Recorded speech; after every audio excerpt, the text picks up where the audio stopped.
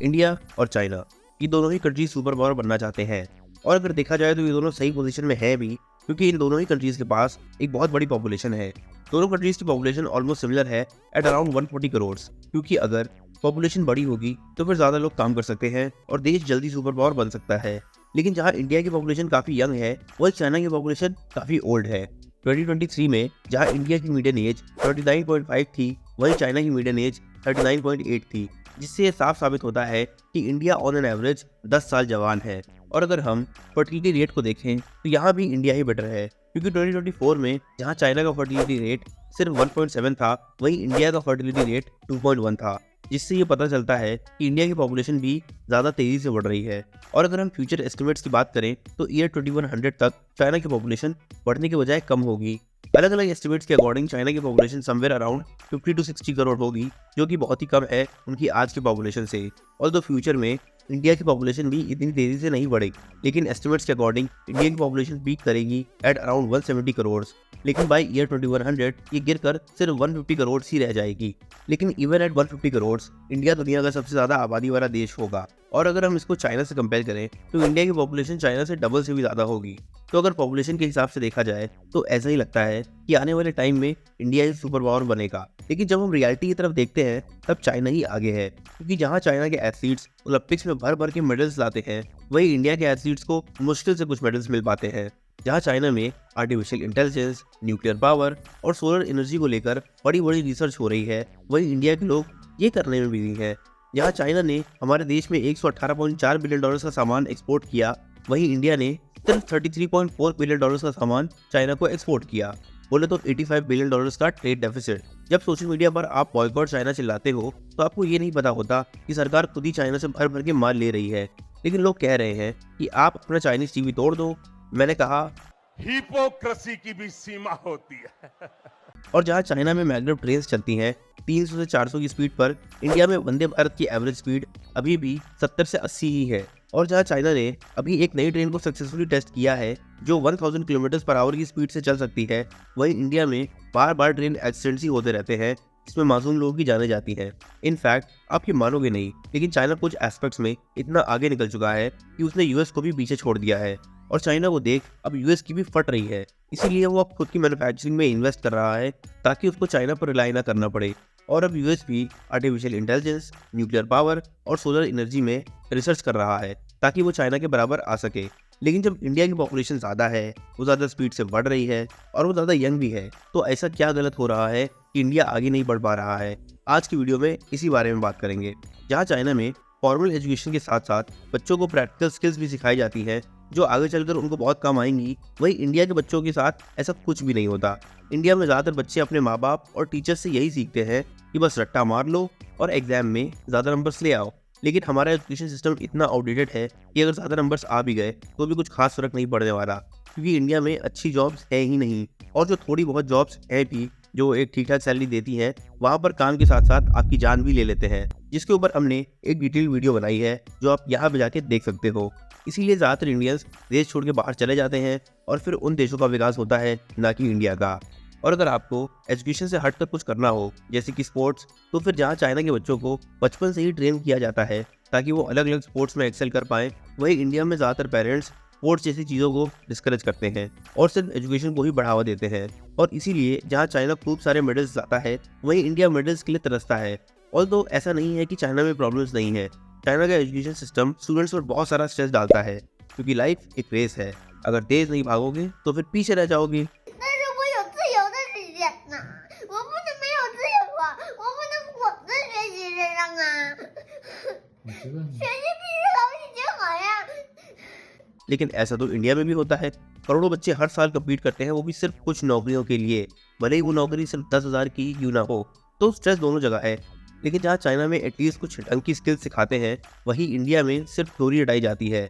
और इंडिया में अगर थ्योरी रटाते भी हैं तो ज़्यादातर बच्चों से यही उम्मीद की जाती है कि या तो वो डॉक्टर बन जाए या फिर इंजीनियर, या MBA करके कोई बड़ी सी MNC ज्वाइन कर लें, या फिर सबसे बेस्ट सरकारी नौकरी पकड़ लें।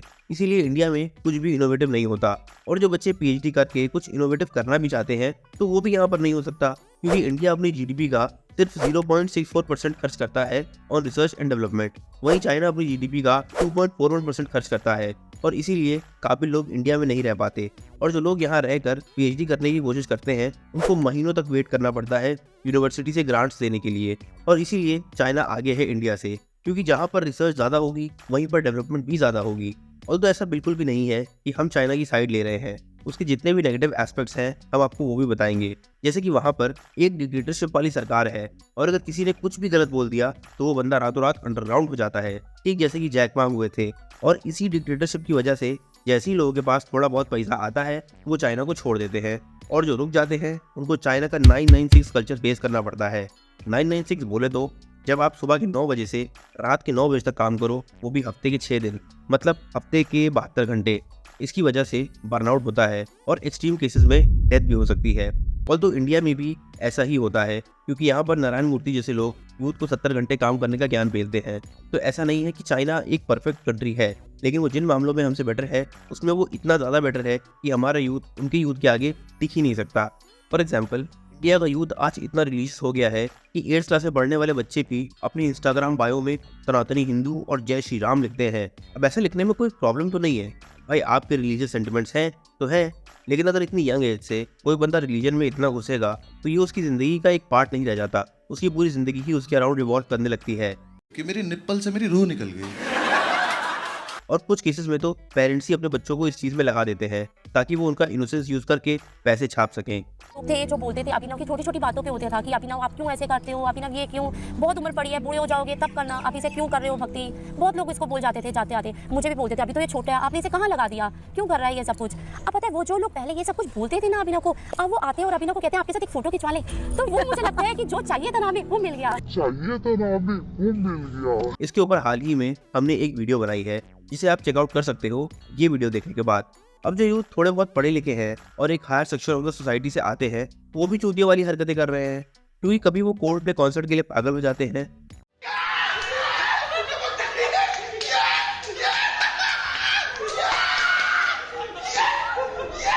और कुछ यंग लोग तो ऐसे भी हैं जो अपने आप को स्विफ्टीज कहते हैं। अब ये वो लोग नहीं है जिनके पास स्विफ्ट है, ये लोग बेसिकली टेलर स्विफ्ट के फैंस हैं और उनका कॉन्सर्ट इंडिया में करवाने के लिए अजीबोगरीब काम करते हैं, जैसे कि रोड घेर के तमाशा करना।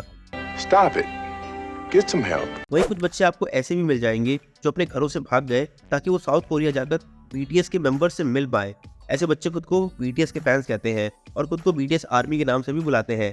फिर उसके बाद आपको कुछ ऐसे बच्चे भी मिल जाएंगे जो गरीब घर से आते हैं, लेकिन उसके बाद भी दुनिया के सामने शो ऑफ करने के लिए आईफोन खरीद लेते हैं, वो भी EMI पर, क्योंकि इन रियलिटी वो उसको अफोर्ड नहीं कर सकते। लेकिन क्योंकि उनको लगता है कि आईफोन रखने से उनको इज्जत मिलेगी तो अपने पेरेंट्स के पैसे बर्बाद करने में लगे हुए हैं, फिर चाहे उनकी फाइनेंशियल कंडीशंस कितनी भी खराब क्यों ना हो। फिर आपको कुछ ऐसे बच्चे भी मिल जाएंगे जो मेट्रो या फिर लोकल ट्रेन में नाच रहे हैं ताकि उनको सोशल मीडिया पर कुछ व्यूज़ मिल जाए, और उनको इससे कोई मतलब नहीं है अगर दूसरे पैसेंजर्स को प्रॉब्लम होती है तो हो, इन्हें तो बस अपने व्यूज़ से मतलब है। और अगर आपको एक देश का फ्यूचर जानना हो तो बस ये देखो कि उस देश का यूथ किसको फॉलो कर रहा है। और अगर हम इंडिया की बात करें तो फिर आज के टाइम पर जो लोग फेमस हैं वो लोग हैं एल्विश यादव, रजत दलाल, डॉली चायवाला, बड़ा पाव गर्ल और पुनीत सुपरस्टार जैसे लोग। लेकिन इन लोगों में क्या बुराई है? वेल, बुराई तो ऐसा कुछ नहीं है। Wait a minute. कोई बात नहीं। अच्छा वापस नहीं। वो गिर गया, कोई बात नहीं, रोज का यही काम है। लेकिन इन सभी लोगों में कुछ भी टैलेंट नहीं है, और ये लोग सिर्फ इसलिए फेमस हैं क्योंकि इन्हें पता है कि सोशल मीडिया पर अटेंशन कैसे ग्रैब करते हैं। कोई क्रिंज हरकतें करता है, कोई दूसरों को बुली करता है, कोई किसी को मारता है, और कोई ट्रैफिक रोक के खुद को अल्फा मेल समझता है। और प्रॉब्लम ये है कि बहुत से लोग इनको इसी वजह से पसंद भी करते हैं। इनफैक्ट कुछ यंगस्टर्स तो ऐसे भी हैं जो इन लोगों को अपना आइडल मानते हैं और उन्हीं की तरह बिहेव करने की कोशिश भी करते हैं। और हद तो तब हो जाती है जब गवर्नमेंट भी इनका साथ देती है। जब एल्विश यादव ने बिग बॉस का शो जीता था तो उसको हरियाणा के चीफ मिनिस्टर मनोहर लाल खट्टर ने ही प्रॉमिस किया था कि जो भी सपोर्ट होगा वो सरकार उसको देगी। लेकिन एल्विश ने क्या किया? स्नेक वेनम सप्लाई किया। अब एक ऐसे इंसान को किस बात का सपोर्ट चाहिए जो रेव पार्टीज में स्नेक वेनम सप्लाई करता है? लेकिन वही हरियाणा गवर्नमेंट अपनी आंखें बंद कर लेती है जब उनके एथलीट्स प्रोटेस्ट करते हैं अगेंस्ट सेक्सुअल मिसकॉन्डक्ट। और ऐसा भी नहीं है कि एल्विश यादव या फिर रजत दलाल जैसे लोगों की कोई कमी है इंडिया में, क्योंकि इंडिया का most popular show big boss है। और आप उसकी पॉपुलैरिटी का अंदाज़ा इस बात से लगा सकते हो कि बिग बॉस 7 लैंग्वेजेस में चलता है और इसके अब तक 50 से भी ज़्यादा सीजन्स हो चुके हैं। और ऐसे शोज में सिर्फ वही लोग जाते हैं जो काफी कंट्रोवर्शियल होते हैं। मुझे हर्ट हो रहा है बिग बॉस मुझे हर्ट हो रहा है, हर्ट हो रहा है, मुझे हर्ट हो रहा है। और अगर वही कंट्रोवर्शियल लोग शो जीतते हैं तो फिर ऐसे लोगों की फैन फॉलोइंग बहुत ज़्यादा बढ़ जाती है, फिर भले ही उनमें कोई क्वालिटी ना हो। और अगर हम इन शोज़ को हटा भी दें तो यूट्यूब जैसे प्लेटफॉर्म्स पर इंडिपेंडेंट कंटेंट क्रिएटर्स हैं जो व्लॉग्स बनाते हैं और वो अपनी डेली लाइफ दिखाते हैं। इन व्लॉग्स में कोई वैल्यू नहीं होती, लेकिन फिर भी इनको भर भर के व्यूज़ आते हैं। अगर आप राजा व्लॉग्स या फिर अमीरों के राजा व्लॉग्स मतलब फ्लाइंग बीस्ट के चैनल को देखो तो आपको पता चलेगा कि कितने ज़्यादा लोग हैं जो इनके कंटेंट को देखते हैं और उसको पसंद भी करते हैं। वही उस कंटेंट को इतनी वैल्यू नहीं मिलती जिसमें एक्चुअल वैल्यू होती है। इससे यही पता चलता है कि आज की जनरेशन गलत ट्रैजेक्टरी पर है, और अगर ऐसे ही चलता रहा तो फिर देश का क्या होगा ऑनेस्टली हमें नहीं पता।